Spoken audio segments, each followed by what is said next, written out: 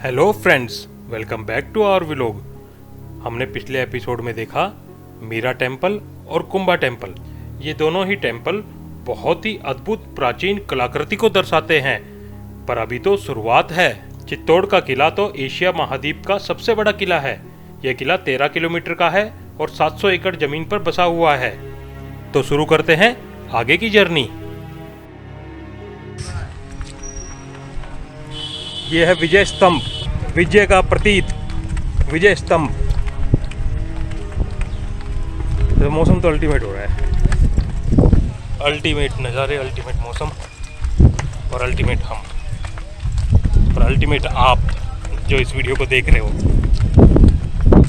सब अल्टीमेट है। Our heritage is our glory. तो गाइस, आप लोग यहाँ से पढ़ सकते हैं हिस्ट्री के बारे में या गूगल कर सकते हैं। ये तो नॉर्मल झील का बना हुआ है। क्या व्यू है। किले में 65 हिस्टोरिक स्ट्रक्चर हैं, जिसमें कि 4 महल, 19 मंदिर, 20 छोटे बड़े तालाब और कुछ मीनारे हैं। तो इससे जा रहे हैं ट्रैकिंग पे। बेटे वहाँ कहाँ चढ़ोगे? चलो देख देख। चित्तौड़गढ़ का किला शक्ति, भक्ति, त्याग और बलिदान का प्रतीक है। शक्ति यहाँ के राजपूती शासकों की, भक्ति मीराबाई जैसी, त्याग और बलिदान में रानी पद्मिनी। तो ये कहानी है चित्तौड़गढ़ के राजा रतन सिंह और उनकी पत्नी पद्मिनी, जो कि अपने रूप की वजह से दूर दूर तक प्रसिद्ध थी। मंत्रमुग्ध करने वाली सुंदरता ही रानी पद्मिनी की इस ऐतिहासिक कहानी का कारण बनी। दोस्तों, आगे बढ़ने से पहले कृपया हमारे चैनल को सब्सक्राइब कीजिए। ये उस वक्त की बात है जब दिल्ली के तख्त-ओ-ताज पर अलाउद्दीन खिलजी का राज था। जब बादशाह को रानी पद्मिनी की चकित कर देने वाली खूबसूरती के बारे में पता चला तो उसके मन में रानी को पाने की गहन इच्छा जाग उठी। खिलजी ने चित्तौड़गढ़ पर आक्रमण कर दिया। उसकी सेना कई महीनों तक चित्तौड़ किले के बाहर डेरा डाले रही, परंतु चित्तौड़ पर कोई आंच नहीं आई, क्योंकि दुर्ग का निर्माण कुछ ऐसे किया गया था कि आवश्यकता की सारी वस्तुएं किले के अंदर ही मौजूद थी। अंततः सुल्तान की सेना का सब्र टूटा। अलाउद्दीन खिलजी ने राणा रतन सिंह को पैगाम भेजा कि वह एक बार रानी पद्मिनी का दीदार करना चाहते हैं। इस बात से रतन सिंह हैरान तो नहीं हुए, परंतु राजा का कहना था कि यह राजपूती मर्यादा के विरुद्ध है। राजपूत की स्त्रियां पराये पुरुषों के सामने नहीं आती। पैगाम में लिखा था कि जिस रूप के दीदार के लिए खिलजी दिल्ली से चित्तौड़ आया, अगर उस रूप की एक झलक भी मिल जाए तो उसका सफ़र सफल हो जाए। और उसने यह वादा किया कि एक बार देखने के बाद वह दिल्ली वापस लौट जाएगा। जब रानी तक यह बात पहुंची, उन्होंने पहले तो इनकार कर दिया, लेकिन बहुत सोचने के बाद प्रजा के हित के लिए रानी ने तय किया कि वह अपने महल की सीढ़ियों पर आएंगी और सामने लगे एक कमरे के आईने में अलाउद्दीन रानी का प्रतिबिंब देखेगा। इस प्रकार ना तो राजपूती मर्यादा का उल्लंघन होगा और सुल्तान की बात भी रख ली जाएगी। शर्तानुसार रानी सरोवर के मध्य बने महल की सीढ़ियों पर पहुंची और दूसरी तरफ रानी को इतनी दूर से आईने में देखकर ही सुल्तान के होश उड़ गए। रानी की एक झलक पाने के बाद खिलजी ने राणा जी से इजाज़त ली और दिल्ली की तरफ रुख किया। अतिथि देवो भव का पालन करते हुए राणा सुल्तान को विदा करने के लिए बाहर तक आए और बातों ही बातों में न जाने कब दुर्ग के 7 द्वार पार हो गए। मौका देखकर सुल्तान ने अपनी सेना को इशारा किया और राणा को बंदी बना लिया गया। महल में संदेश भेज दिया गया कि यदि राजा जीवित चाहिए तो रानी पद्मिनी को सुल्तान के सामने पेश होना पड़ेगा। रानी के लिए अत्यंत संकट का क्षण था। उन्होंने अपने सेनापति गोरा को बुलाया। एक लंबी चर्चा के बाद रानी के कहे अनुसार गोरा ने खिलजी को संदेश पहुंचाया कि रानी दिल्ली जाने के लिए तैयार है। लेकिन जाने से पहले कुछ देर राणा से मिलना चाहती है। रानी के साथ 700 सखियां उनकी विदाई देने के लिए साथ में आएंगी। विजय स्तंभ के बिल्कुल सामने आरटीडीसी का कैफेटेरिया।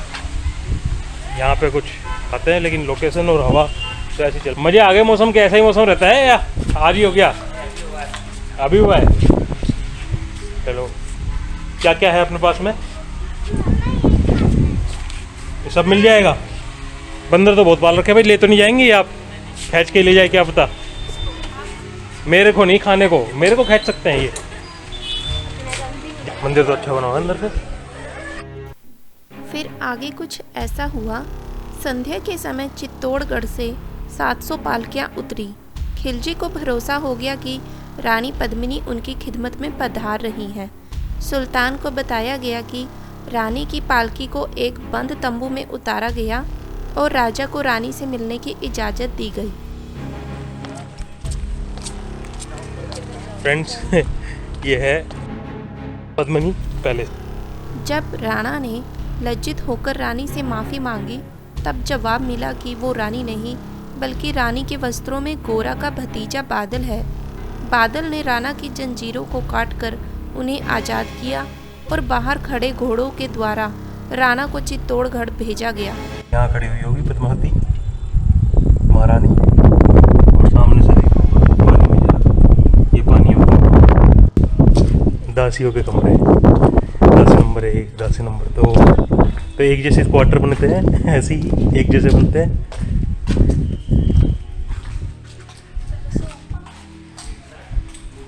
ये डाइनिंग, ये वॉशरूम,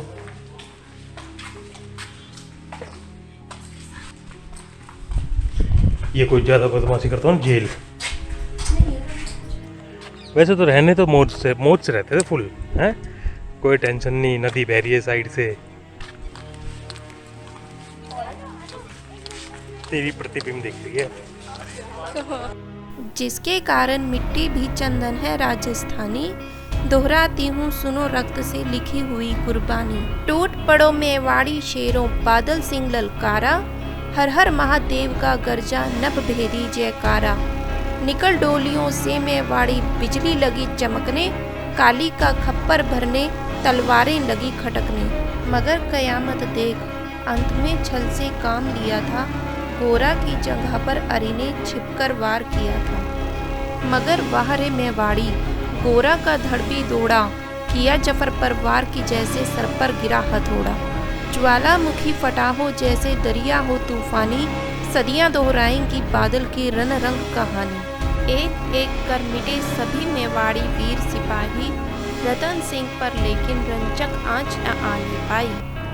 गोरा बादल के शव पर भारत माता रोई थी, उसने अपनी 2 प्यारी ज्वलंत मनियां खोई थी। धन्य धरा मेवाड़, धन्य गोरा बादल बलिदानी, जिनके बल से रहा पद्मिनी का सतीत्व अभिमानी। जिसके कारण मिट्टी भी चंदन है राजस्थानी, दोहराती हूँ सुनो रक्त से लिखी हुई कुर्बानी। उसके बाद अलाउद्दीन राणा का पीछा करते हुए चित्तौड़ पहुंचा। और हम अभी चित्तौड़ में ही है, और ये जगह देखी हमने जो बिल्कुल ही अल्टीमेट, जो कह दो। इधर देखो, इधर से नज़र नहीं हटती, इधर देखो, इधर से नज़र नहीं हटती। क्या लैंडस्केप है सही में। यहाँ देखो। वैसे ये जगह जो है मस्ट विजिट है। इतनी बढ़िया रोड बनी हुई है, इतनी ग्रीनरी है। हो सकता है ये ग्रीनरी जो है मानसून की वजह से हो और मानसून में ही रहती हो, पर अभी तो ये सब चीज़ें अल्टीमेट लग रही है मेरे को देखने में। अलाउद्दीन धीरे धीरे किले के दरवाजे पार कर अंदर प्रवेश करने लगा। उधर किले में मौजूद बालक तथा युवक से लेकर वृद्धों तक सभी अंतिम युद्ध के लिए कमर कसे हुए थे। जब राजपूत स्त्रियों को पराजय का आभास हुआ तो खिलजी की शरण में जाने से बेहतर उन्हें अपने प्राण त्यागना लगा। सभी स्त्रियां अपने लिए जोहर की तैयारी करने लगी। देखो आप लोगों के लिए कितना संघर्ष करना पड़ता है, और एक आप हैं सब्सक्राइब ही नहीं करते। चैनल को सब्सक्राइब करो, जगह अच्छी बनी हुई है।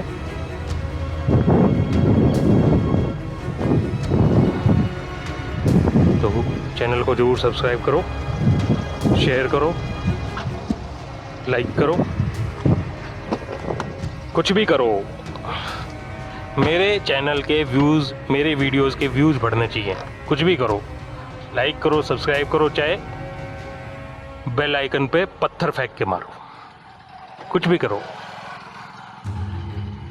समझ गए ना? ये पूरी रोड ही मस्त चल रही है। देखने लायक जगह तो बहुत है, टाइम ही नहीं लगता। फॉरेन में जाने की जरूरत ही नहीं है, इंडिया में ही इतना कुछ है यार।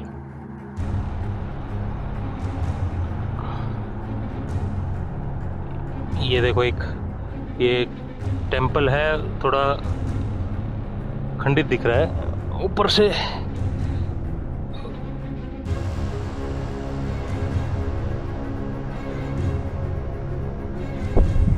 ख्याल से ना ये विजय स्तंभ है, लेकिन ये दूसरा स्तंभ है। विजय नहीं, कीर्ति।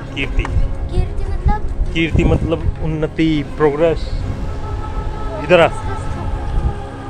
जहां एक और केसरिया रंग के वस्त्र पहने हुए राजपूती सैनिक और राणा रतन सिंह सुल्तान की सेना के साथ युद्ध में वीर गति को प्राप्त हो रहे थे, वहीं दूसरी ओर सभी रानियां और दासियां 16 श्रृंगार करके अपने सभी जेवर पहनकर मंगल गीत गाती हुई आग में कूद जाती हैं और जौहर कर लेती हैं। गाइस रियली बताऊं ना, मेरे पास अब सब खत्म हो गए हैं यार। इतनी बढ़िया, इतना अच्छा बना रखा है ये सब। तो इस बात का पता अलाउद्दीन खिलजी को चलता है कि रानी ने जौहर कर लिया, अब मैं रानी को प्राप्त नहीं कर पाऊंगा। तो उस समय अलाउद्दीन खिलजी गुस्से में किले के अंदर जितने भी मंदिर, भवन, महल बने हुए थे सभी को खंडित कर देता है। और जौहर की ज्वाला शांत होने के बाद अलाउद्दीन खिलजी ने विशाल चीता को भी नहीं छोड़ा। उन सभी के जेवर, जो कि बताया जाता है कि 74 मन सोना था, उसे लूटकर ले गए। तो इस प्रकार रानी पद्मिनी की बहादुरी की मिसाल को इतिहास के पन्नों पर स्वर्ण अक्षरों में लिखा गया।